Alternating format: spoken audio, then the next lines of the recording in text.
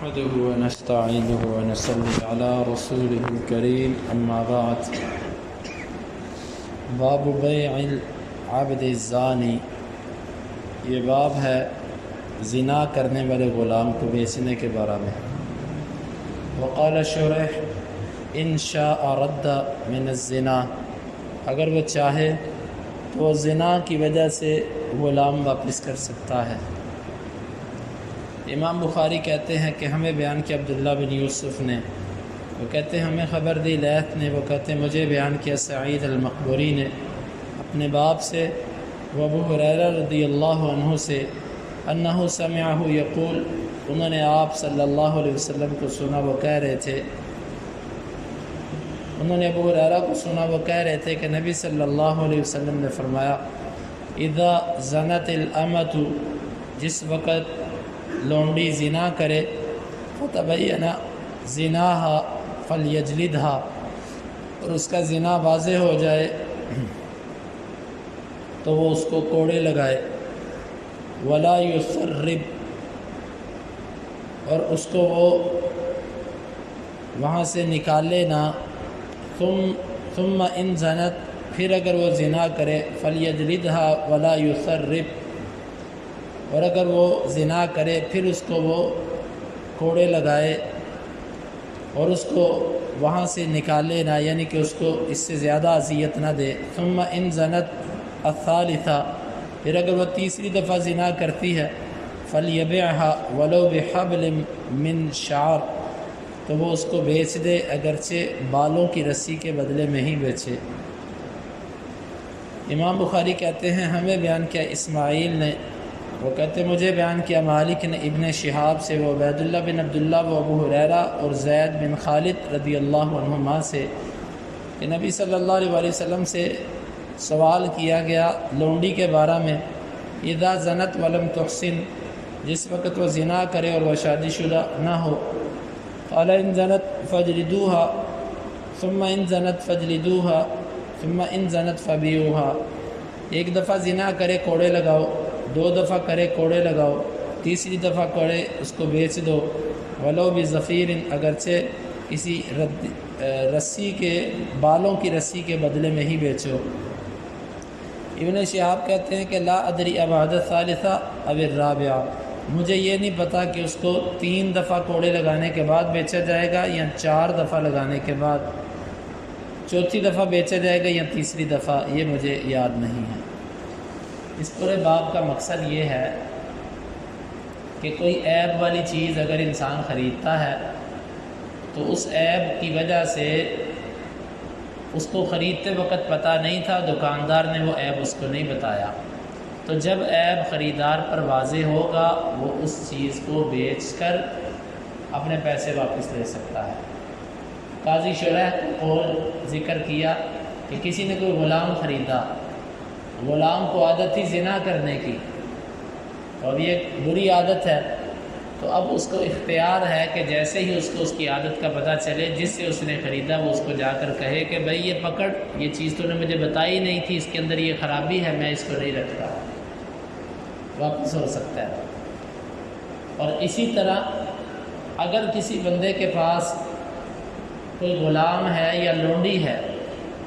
لونڈی یہ زر خرید ہوتی ہے، یعنی جنگوں کے اندر بن کے آنے والے جو قیدی ہوتے تھے ان کو بیچا جاتا تھا،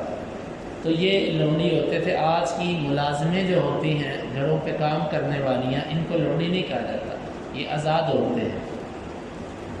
تو اگر کسی بندے کی لونڈی تھی، اس کو زنا کی عادت پڑ گئی، تو اسلام کہتا ہے کہ اگر وہ ایک دفعہ زنا کرتی ہے تو اس کو کوڑے لگاؤ، دوسری دفعہ کرتی ہے تو بھی کوڑے لگاؤ، تیسری دفعہ کرتی ہے تو بھی کوڑے لگاؤ، اگر چوتھی دفعہ وہ کرے تو بس اب اس کو بیچ دو،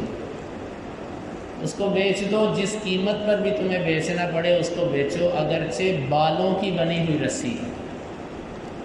بال جانوروں کے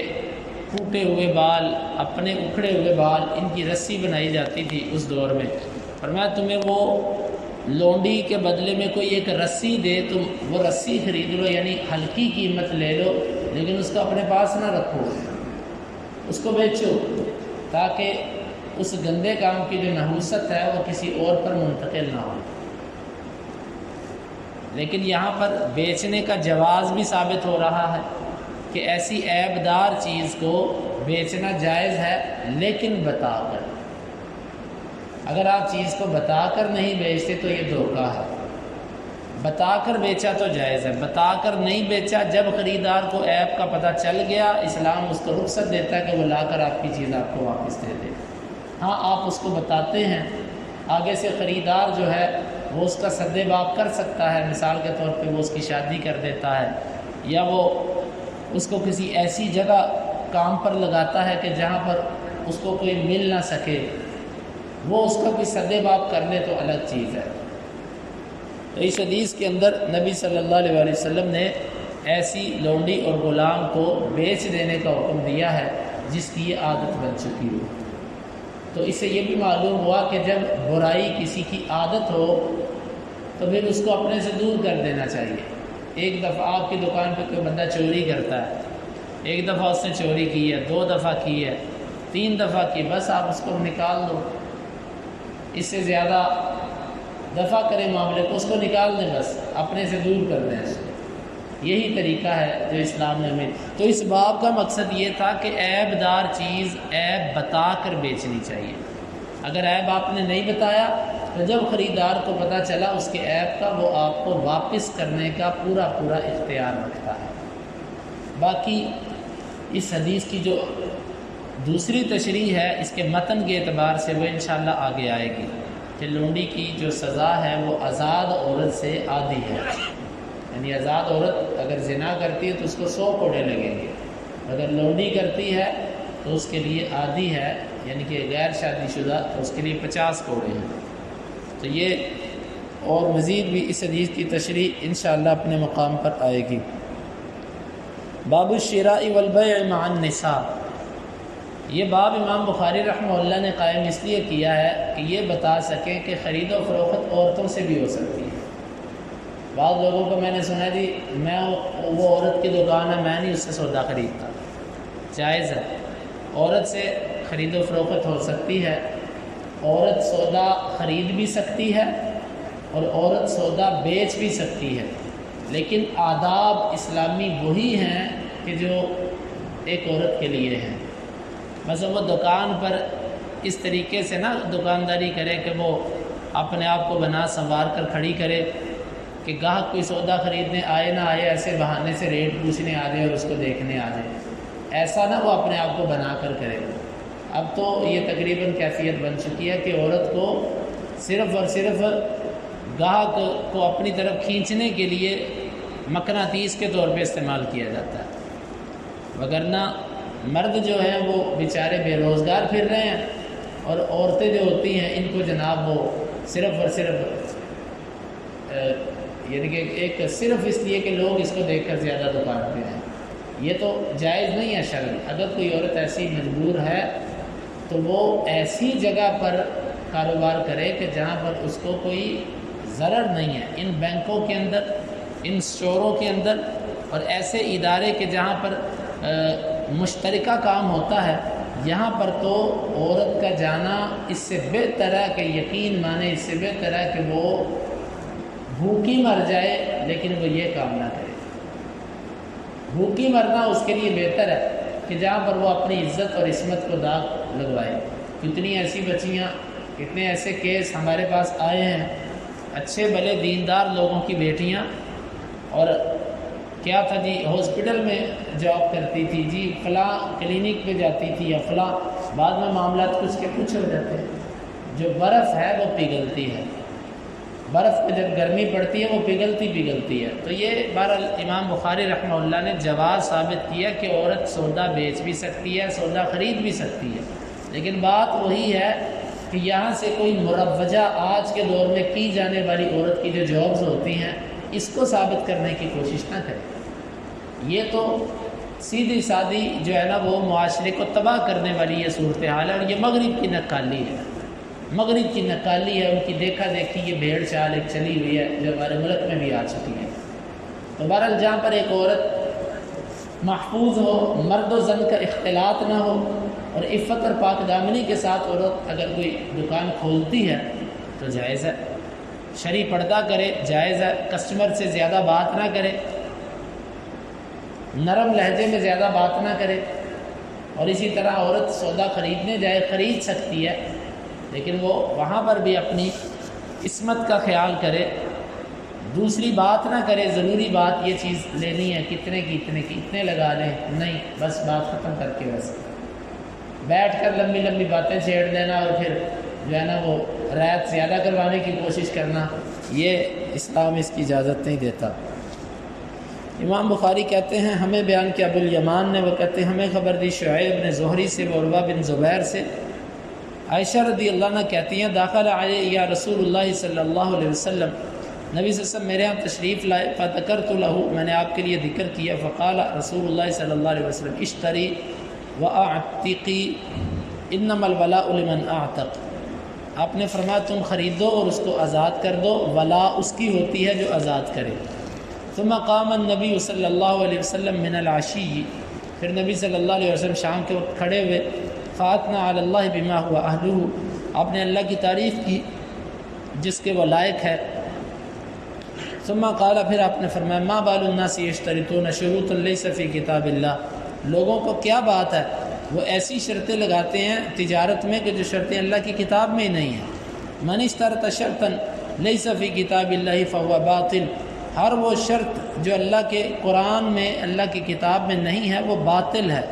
وَإِنِ اشْتَرَطَ مِئَةَ شرط، اگرچہ کوئی 100 شرطیں کیوں نہ لگا دے، شرط اللہ حق و اوثق، اللہ کی جو شرط ہے وہ زیادہ حق رکھتی ہے اور زیادہ پختہ ہے۔ امام بخاری کہتے ہیں ہمیں بیان کیا حسان بن ابی عباد نے، وہ کہتے ہیں ہمیں بیان کیا حمام نے، وہ کہتے ہیں میں نے نافع کو سنا وہ عبداللہ بن عمر سے کہ بے شک عائشہ رضی اللہ عنہ کہتی ہیں ساومت بریرتا، انہوں نے بریرہ کا بھاؤ لگایا، فخرج الی الصلاۃ، پس آپ نماز کی طرف نکلے، فلما جاء، پس جب آپ آئے، قالت انہم ابوا ان یبیعوها الا ان یشترطوا الولاء، اس کے مالکوں نے انکار کر دیا کہ وہ اس کو بیچیں مگر اس صورت میں کہ وہ ولا کی شرط لگا رہے ہیں۔ فقال النبی صلی اللہ علیہ وسلم ان والولاء لمن اعتق، ولا اس کی ہوگی جو اس کو آزاد کرتا ہے۔ قلت لنافع، میں نے نافع سے کہا حرن کان زوجها او عبدا، اس وقت اس کا غلام آزاد تھا یا غلام تھا، اس کا جو خامن تھا، حرن کان زوجها او عبدا، آزاد تھا اس کا خامن یا غلام، قال ما یدرینی، مجھے اس چیز کا نہیں پتہ، یعنی کہ جس وقت وہ ایسا کرے تو اس کا غلام خامن جو ہے وہ آزاد ہو یا غلام، انہوں نے کہا مجھے اس کا نہیں پتہ۔ ان دو حدیثوں کے اندر امام بخاری حدیث سے جو استدلال کر رہے ہیں، ایک لونڈی تھی بریرہ، وہ عائشہ رضی اللہ عنہ کے پاس آئی کہ میرے مالک مجھے بیچ رہے ہیں تو آپ میرے ساتھ کچھ تعاون کرو تاکہ میں آزاد ہو جاؤں۔ عائشہ رضی اللہ عنہ کہتی ہیں میں سارے پیسے دے دیتی، لیکن اس کے مالکوں نے کہا ٹھیک ہے ہم بیچتے ہیں، لیکن اس کی جو ولا ہوگی وہ ہماری ہوگی۔ ولا کیا ہوتا ہے؟ لونڈی کو جب آزاد کیا جاتا ہے، لونڈی جب مر جاتی ہے نا، اس کی جو نسبت ہوتی ہے، اس کا جو تعلق ہوتا ہے، ویسے اس کی تفصیل آگے آئے گی، لیکن اس کی جو نسبت ہوتی ہے، اس کا جو مال اور متاع ہوتا ہے، یہ جو چیزیں ہوتی ہیں نا، اس کو ولا کہہ دیا جاتا ہے۔ تو وہ کہنے لگے کہ اس کا مال و متاع اور اس کی نسبت اور یہ سب چیزیں ہماری طرف ہوں گی۔ تو عائشہ رضی اللہ نے نبی صلی اللہ علیہ وسلم سے پوچھا، آپ نے فرمایا یہ کیا بات ہوئی؟ آزاد کوئی کر رہا ہے، پیسے کوئی دے رہا ہے، فائدہ کوئی لے رہا ہے، یہ کیا بات ہوئی؟ الولاء لمن اعتق، ولا اس کی ہوگی جو غلام کو آزاد کرتا ہے۔ آزاد آپ کر رہے ہو، ولا اس کی مالک رکھ رہے ہیں، کیوں؟ پھر اس موقع پر آپ نے فرمایا کہ جو ایسی شرط لگائے جو قرآن کے اندر نہیں ہے، اس کی شرط باطل ہے، اگرچہ وہ 100 شرطیں کیوں نہ ہوں۔ تو یہاں پر آپ نے عائشہ رضی اللہ عنہ کو کہا اشتری و اعتقی، خریدو، یعنی عائشہ کو آپ نے تجارت کرنے کی اجازت دی کہ خرید و فروخت کر لو، پھر اس کو آزاد کر دو۔ یہاں سے امام بخاری کا استدلال ہے کہ عائشہ آپ کی بیوی تھی، آپ نے نہیں کہا لاؤ میں خریداری کرتا ہوں، انہوں نے فرمایا ٹھیک ہے کرو خریداری اور اس کو آزاد کر دینا بعد میں، یہ ہے استدلال۔ لیکن اس کا معنی یہ نہیں ہے کہ آج کے دور میں بندہ اس حدیث سے استدلال کر کے اپنی عورت کو سودا خریدنے کے لیے بھیج دے کہ جاؤ تم بازار سے، یہ غلط ہے، مرد کو اپنے گھر کی خریداری خود کرنی چاہیے، زیادہ ضرورت ہو عورت کو اپنے ساتھ لے کر جائے۔ یہ صورت اور ہے کہ عائشہ رضی اللہ عنہ اپنے گھر پہ ہی ہیں، پیسے لے کے بازار نہیں گئی، درمیان کے اندر وہ بریرہ تھی جو قاصد تھی، کبھی اپنے مالکوں کے پاس جاتی، کبھی عائشہ رضی اللہ عنہ کے پاس آتی۔ یہ صورت اور ہے،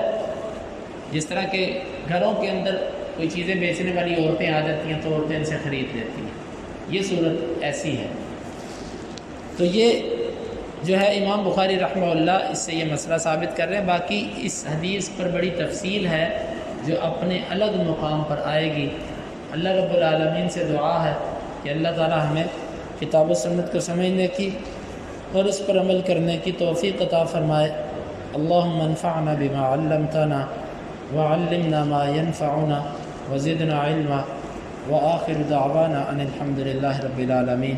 حدیث نمبر 2152، 53، 54، 55 اور 56، 5 احادیث۔